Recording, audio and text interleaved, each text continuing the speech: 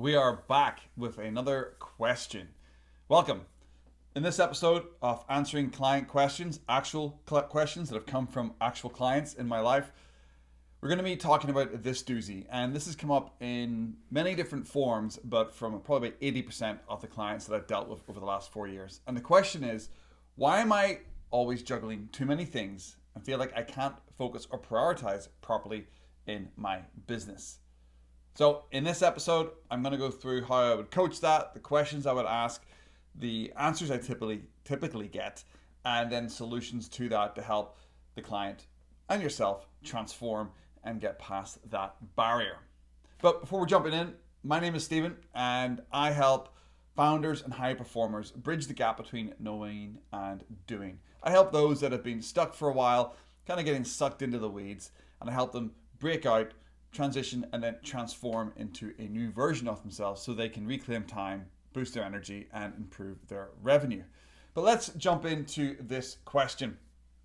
The question is pretty straightforward. Why am I juggling so many things, and why can't I prioritize or focus in my business? So what I typically do at this point when I hear that question is I will pause and then start asking questions back.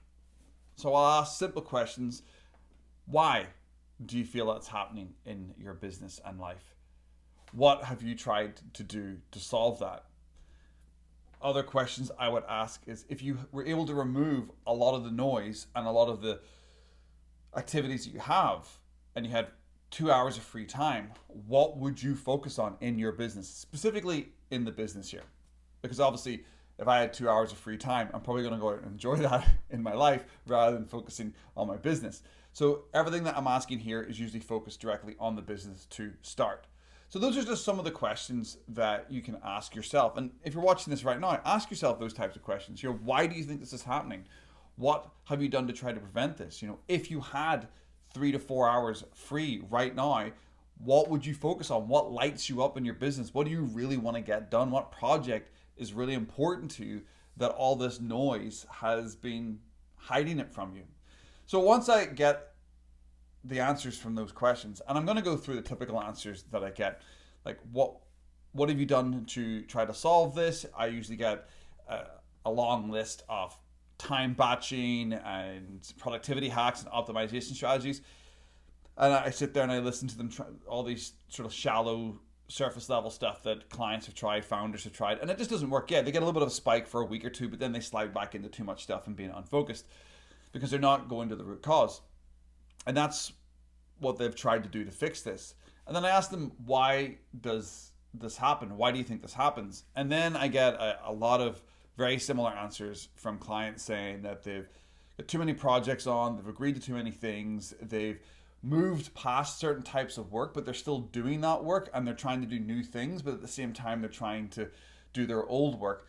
And they're not delegating enough, they're holding on to work that really should be given to other people. So we end up with this sort of tight Venn diagram of not letting go of work that they should stop doing. Because they're successful, they've started way too many projects and got commitments.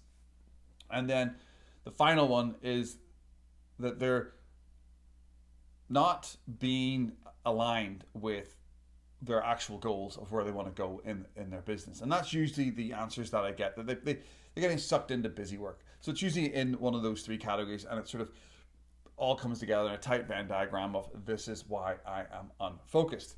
So when I hear that, those are the common answers I get, the common feedback I get from clients when I'm asking these sort of deep questions, or these open questions, these what, when, why questions that get people speaking. And it always comes back to that last bit of the Venn diagram I talked about. It's misalignment. See, a lot of people will tell you online, the David Goggins types, the sort of like the discipline equals freedom, the productivity bros that kind of tell you that you've got to like go through struggle, and everything's about fighting yourself and getting up each day and winning the day and having bizarre morning routines, putting high-end sparkling water into a bowl and washing your face at 5 a.m. in the morning. That's all complete bullshit. It's all performative. It's all lower vibration. It's all sort of struggle and fight.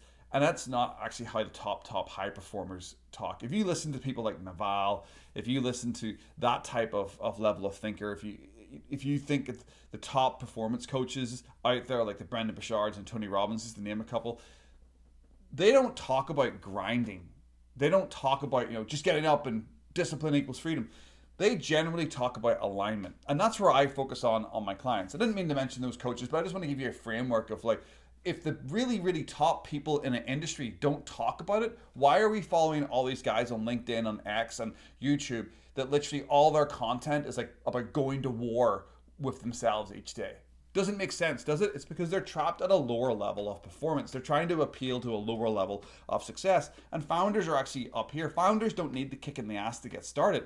Business owners don't need to be yelled at, told to go and do work. They're already bringing an income in. We're already fighting a war. We've already won that war. We have an entrepreneurial, successful business. What we're aiming for, and I'm talking about myself here as well, in my business as well, we're aiming for higher alignment that allows us to actually stay true to our identity, standards, and actions a lot more, so we can actually get more done in less time. So we can do the right work the right way at the right time. So it's an inner alignment problem.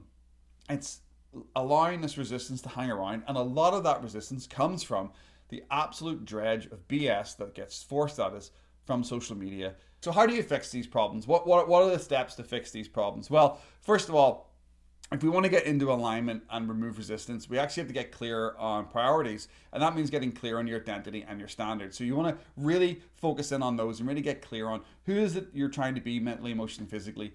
Who is it that you're trying to aspire to be in the future? And can you be that person today? Your health, your wealth, your relationships, can you show up more like the future successful version of you today because you're just aligning with that energy? Then you have the standard set, and then once you have your standard set and your identity set, what happens is as you start to align your actions, you'll start to notice a lot of the projects that were sucking your energy, a lot of the noise that was coming at you, you start to see it for what it is, BS. You start to see a lot of the projects that you started with partners, or you jumped into something, or you fell down a crypto or an AI hole thinking it was going to make you more money or help your business, and all of a sudden you're just confused. AI is great, crypto is great, but sometimes it can be a huge distraction if your business is not in that sphere. That's a side point there. If your business is not in that sphere, it can be a distraction.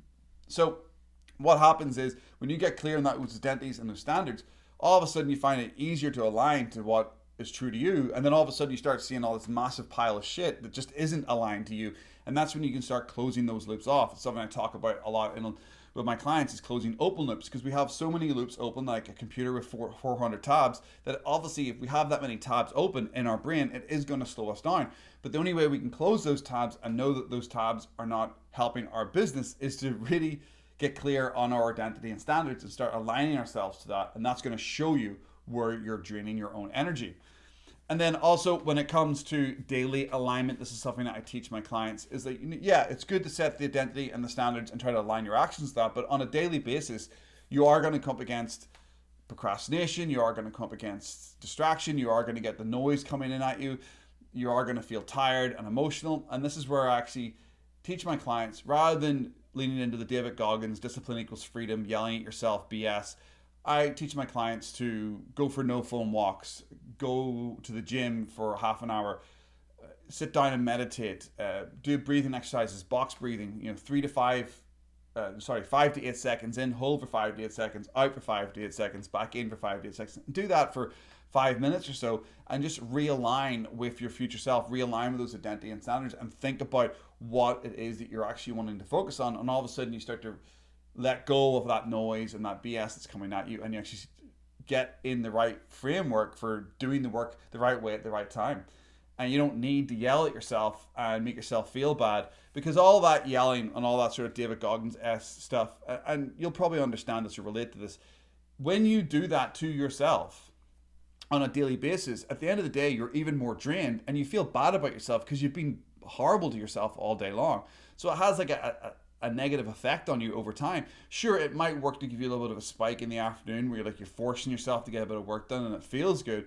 It feels good to get the work done. But then you had to be horrible to yourself to get that done. Where if you follow my path and the path that people like David Hawkins, Joe Dispenza, and other people talk about, getting into inner alignment, Dr. Benjamin Hardy talks about this. Taking a little bit of time to meditate, to focus, to align, to breathe. You go and get the work done anyway, but you didn't have to be hard on yourself. What would you prefer in life? Being hard on yourself and feeling bad, or aligning with a better version, a higher version of yourself, an authentic version of yourself, getting the work done and feeling good about it? I'm going to pick this one every fucking single time, because I've done that one a lot when I was younger, and it wasn't fun. Trust me, not fun. Don't like it. Got the scars, got the t-shirt, didn't like it. But anyway, when I do this with my clients, the transition that really happens to a lot of them is that sort of harder version of themselves mentally starts to disappear. And then we start to realize that the reason why we felt bad, the reason why we had all these priorities, the reason why we were getting burnt out and overwhelmed is because we were treating ourselves with this harder, more aggressive version of ourselves mentally. And every time we didn't get to a project, every time we had to push a meeting back, every time we didn't get home in time for our family, we had this person in our brain yelling at us, telling us that we're wrong, we're bad, we're stupid, we're not enough, we should be doing better than this, we should be more successful, we should be this, and this. And that's because we're constantly letting that version of ourselves tell the story, because we're beating ourselves up. But when we set our identity, we set our standards, and we align our actions, and we actually are true to our authentic selves, and we start to drop all those projects and all those energy vampires that are slowing us down, and we do it in a positive way that is authentic to us, that voice starts to take a back seat. And the transformation that comes through with my clients is, it's not just about getting the work done, it's then feeling good about doing the work, and then the work that they're doing is elevated, and it creates more results, and it has this knock-on effect that improves energy, it saves time, it increases revenue. It's just this cycle of positivity that keeps stacking. Now, it's not all roses and unicorns and butterflies and rose petals. Obviously there's ups and downs and spikes, but when you're focusing on this way, when you're focusing on the authentic way, the future self way, you're raising your floor, and you're not yelling yourself up as much, yelling at yourself as much, or leaning into this harder version of yourself as much. And that's where the big transformations come in. When you're letting go of that drill sergeant in your head and getting more aligned with your future self, the transformation happens, and you start to flow a lot better in your life, and you start to feel a lot more satisfied, and you lean into your potential, and you feel good about yourself, and you go to bed at night nice and happy. Who wouldn't want that? And that is why this works. And that is how you answer the question of, why am I juggling too many things in my life and business and feel like I can't prioritize? Well, it's because you've got too much on, and you're using the wrong kind of stories to deal with what you're doing in your life and business. If this video resonated with you, hit that like button, subscribe, do everything. I post these, I'm trying to post these once a week, where I take an actual question that a client has said to me on a coaching call, common questions that have come up many times, and then I'm trying to post these little sort of coaching session videos here on YouTube, showing you the question, how I would coach it, the answers I would get from my clients, and then the process that we use to coach through that particular barrier. So if you're interested in that, follow along the journey, and hopefully we'll see you in the next one. Ciao. Thank you very much.